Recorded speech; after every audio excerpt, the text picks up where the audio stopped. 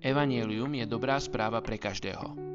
Napriek tomu sa ešte nedostala k 3,4 miliardám ľudí žijúcich medzi 7400 nezasiahnutými etnickými skupinami. Našou víziou je do roku 2030 priniesť evanjelium medzi 300 takýchto nezasiahnutých etnických skupín a založiť medzi nimi zbory. Veríme, že sa to dá dosiahnuť jedine prostredníctvom moci modlitby. Toto nie sú len čísla alebo štatistiky.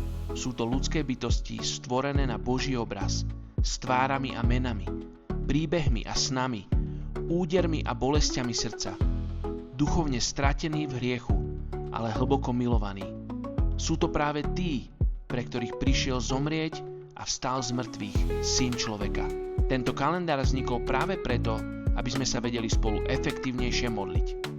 Etnické skupiny, ktoré nájdete v kalendári, si vybrali misijné organizácie, ktoré sú súčasťou siete PEM, Pentecostal European Mission. Každá organizácia uviedla etnické skupiny, medzi ktorými už pracuje alebo sa chystá pracovať. Na spodnej strane kalendára nájdete QR kód, ktorý vás každý deň presmeruje na základné informácie o etnickej skupine, za ktorú sa modlíme v ten daný deň.